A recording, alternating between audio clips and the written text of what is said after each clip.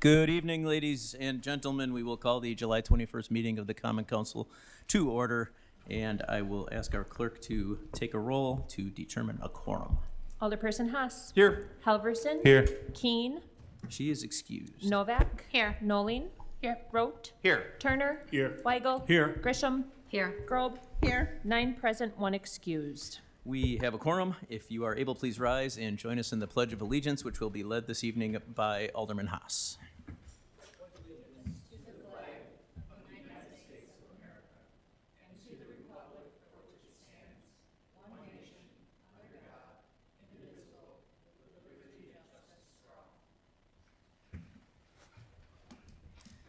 Thank you. Going on to item D, we have no public hearing, so we are going to go right into public participation.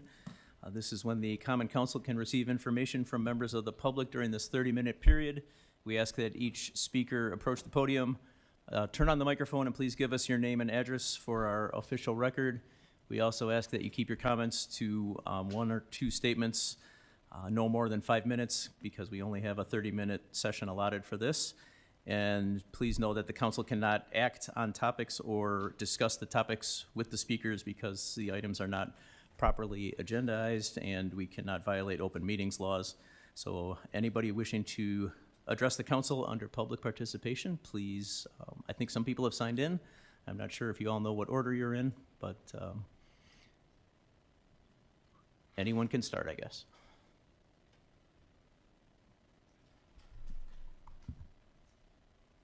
Good evening.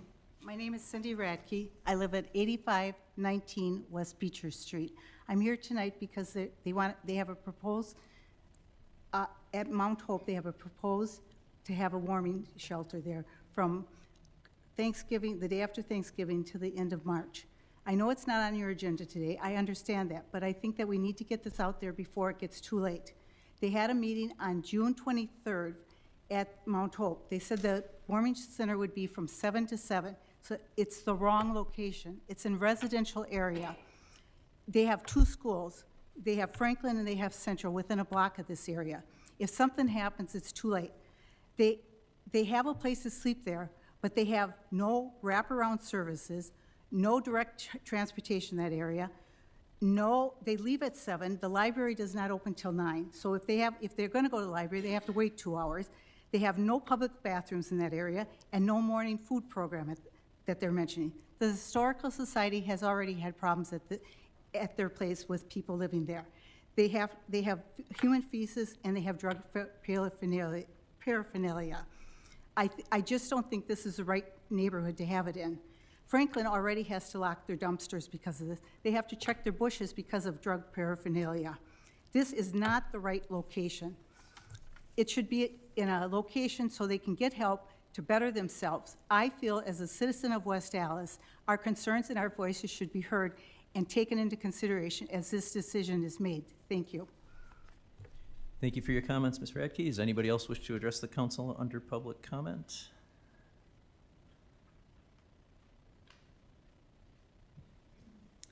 Hi, my name is Katie Guest. I live at 2031 South 86th Street. I'm also here to speak tonight about the warming shelter at Mount Hope Lutheran Church. And I also know it's not on tonight's agenda. However, that's precisely why some of us are here today. By the time the proposal reaches a formal vote, many of the decisions may already be well underway. We are trying to be proactive by voicing our concerns early so that they can be thoughtfully considered throughout the process rather than after the fact. I also want to address a misconception that has surfaced during email communication with neighbors and Common Council members. We are not against helping people experiencing homelessness, despite what some of you have suggested. Concern for the safety of children, elderly residents, and our neighbors should not be confused with fear of the poor or the unhoused. Those are 2 very different things. Many of us believe homelessness is a serious social issue that deserves compassionate solutions, but compassion also requires placing services where they can be most effective. A residential neighborhood located directly near 2 schools, kitty-corner from Franklin and 1 block north of Central High School, is not, in our opinion, the appropriate location. That is a legitimate safety concern for the kids, not a statement about the worth or the dignity of those in need. This location also lacks many resources that help people succeed, There are limited wraparound services nearby, few employment opportunities, and limited access to food and other essential support systems. If our goal is to help individuals move towards stability, then they should have access to the services that best support that goal. West Allis has areas that may be better suited for a warming shelter than a residential neighborhood located next to 2 schools.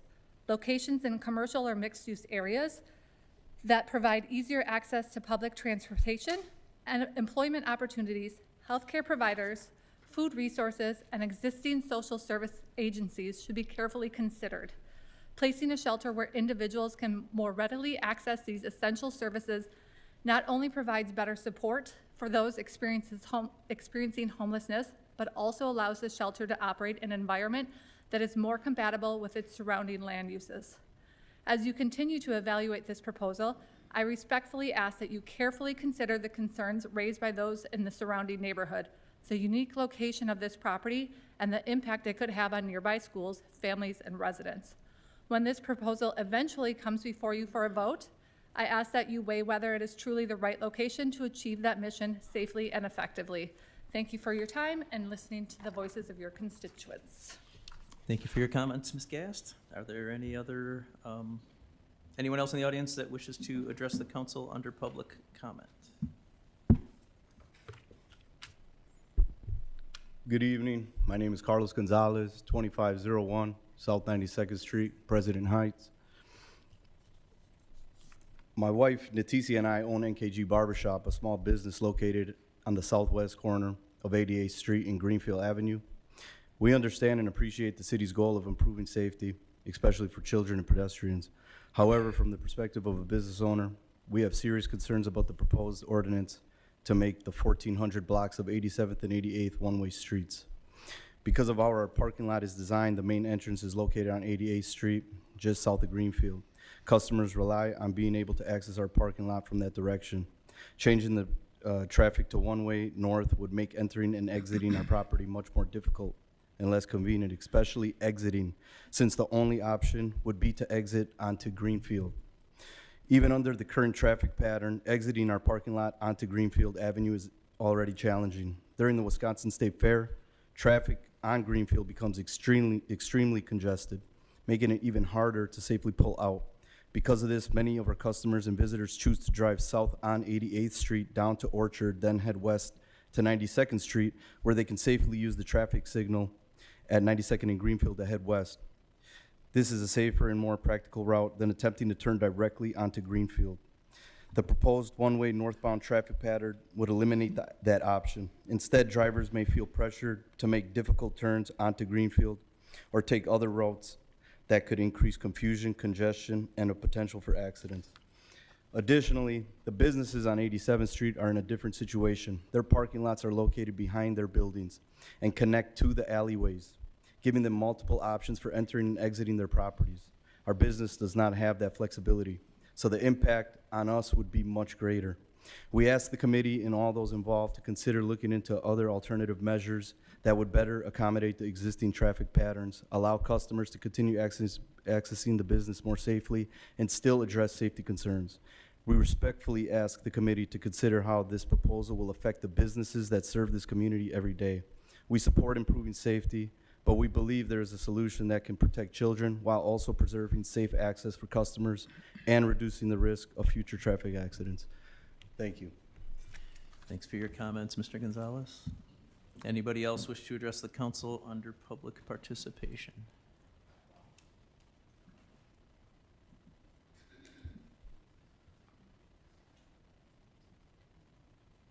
Hi, Council. My name is Elizabeth Montgomery, 2345 South 77th Street. I am also here to address the warming shelter directly across from Franklin Elementary at Mount Hope. I first and foremost, as a healthcare professional, want to address that I do fully support a warming shelter for the homeless in our community. However, the location is not the best, as because I have 2 young children at Franklin Elementary, and it is directly across the street from there, and then the high school is also right by Mount Hope, and also in the community of long-term West Allis members that live in that neighborhood. Again, I fully support the warming shelter, just not the location, and the safety of these children is what's important to me. In the past year, last year, there were actually incidents that I have witnessed myself with someone that was homeless. Don't want to accuse, but was heavily under the influence of drugs, and they're directly on the property of Franklin Elementary last year as I was dropping my children off at the school. He was trying to get into the school. He was trying to get into people's cars as I witnessed that. That is my concern with this warming shelter that would happen. I know that there are plans in place and what can happen to try to keep the neighborhood safe, but my concern is just the location and the safety of the children. I thank you for your time. Thank you for your comments. I'll give you each 5 minutes. I won't make you crunch into one as three. We're all here for the same thing. Okay. I'm Jennifer Eugenheimer. I'm at 2140 South 87th Street. Also here about the concerns about the warming shelter. My biggest concern is just the fact that it's located right next to that elementary school and right next to that high school. It's a very good idea. I do like their idea, but the location is very bad for this whole setting with being so close to that elementary school and that high school in this residential neighborhood. I just don't think it's the best setting for that. Thank you. Hi, my name is Ivy Messinio. I live at 2105 South 89th Street. I'm only 2 blocks away from the church and the school. I have 2 kids that will be going there to the school this coming school year. My concern is also the location. I have nothing against warming shelters. I have no problem people helping the homeless. I think they need the help, and I'm happy to help, but the location is not good. It's too close to schools. We've had too many problems with the school having homeless on grounds. We've had too many problems with them in causing unsafe situations, just like Elizabeth had said. We've had people try to break into the school, and when that didn't work, they attempted to open car doors of parents at drop-off time. And it took a while for the police to get there. It's not a diss, they're busy. I get it. My other point, not only is just to echo whatever's already been said, my other point is that the way that the church is handling it is not appropriate. They have no problem not being honest. They've been fairly rude to people who have asked questions, and nobody is telling them that we hate homeless people. Nobody is telling them that we don't want a homeless shelter or a warming shelter, anything like that, at all. We just don't think it's appropriate across the street from a school. And instead of getting any type of conversation going, they're telling people when they go in, well, you should just try being homeless. And the honesty is not there. The pastor has already said that he talked to the principals at both schools and that they gave him the go-ahead that they're on board, and they are not. I talked to the principal of Franklin. He absolutely is not on board. He called the pastor himself and told him that you need to stop telling people that I said I agree with it, because I don't. So I don't like that he's not willing to be honest with everybody, and so if the vote goes through for the congregation, my concern is he's going to continue to not be honest. And if we want things to move forward, we need to be able to have an open, honest conversation. And that's it. Thank you. Thank you. Anybody else wish to address the council under public participation? Good evening, Mayor and Council. My name is Jim Accurso. I'm a public affairs specialist with the Small Business Administration Office of Disaster Recovery. And I am here in Milwaukee County because Milwaukee is one of 19 counties that are eligible for our long-term low-interest disaster loans. We are here accompanying FEMA on the recent rain event of April 13th to the 23rd. We may have been here last year for the flood event, but all of your residents here in West Allis are eligible for either our business physical damage loans of up to $2 million, and those are for businesses to repair or replace disaster damaged property, real estate, inventory, supplies, and machinery.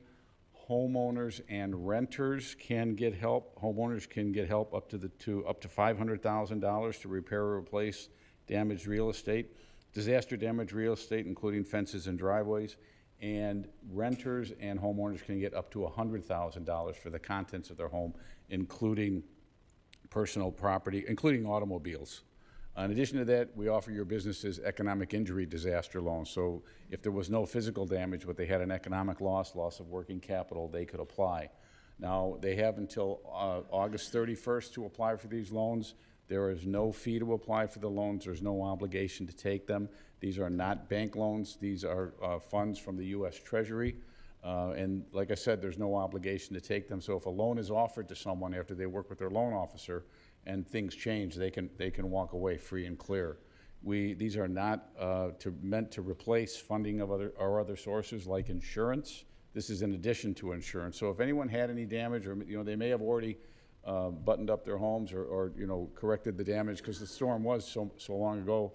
But if they have a bill, say on their credit card, where they made some repairs and they're paying like 19%, they could take our home disaster loan at 2.8% and pay that off. And again, they don't have to pay us back for a full year interest-free. Folks can apply at sba.gov/disaster. We have centers around Milwaukee County and the state. They'll likely be open for at least another month, but again, those locations change, but we do have information on our website. It's spelled out on the fact sheets that I left all of you. I'm going to leave some materials on the table for folks to have, and I appreciate the opportunity to work with the city, maybe post some stuff on your socials and on the website. But we're here to help. On top of those loans that we do offer, we offer mitigation coverage. So if anyone puts in place measures to keep future disasters from happening, they can get an increase in their loan of up to 20% of the damages for up to 2 years. So we encourage folks to look into it. We're another source.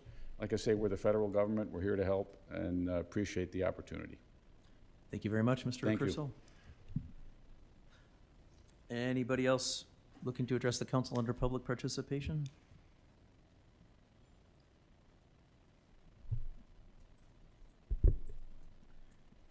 Good evening, everybody. My name is Neil Stefik, 6552 River, please. Everybody knows me. Everybody knows why I'm here most of the time.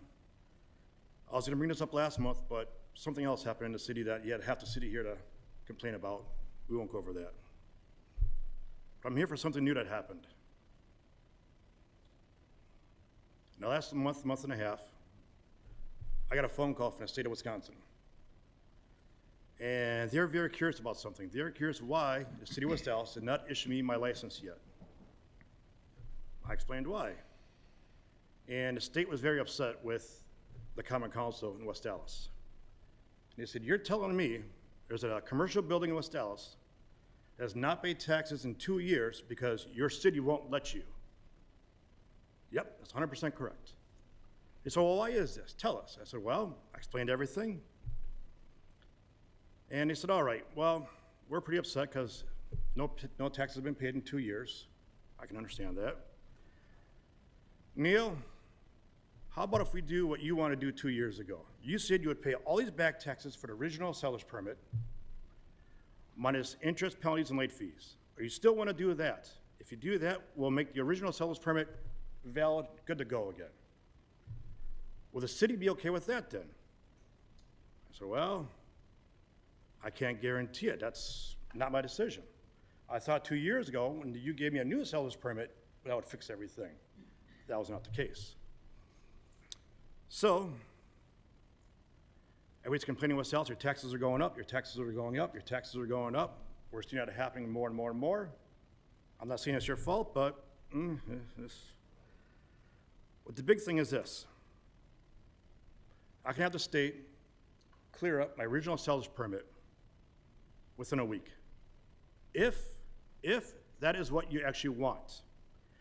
If you still feel that you took my liquor license away because of a drunk girl's online review about me, that's fine.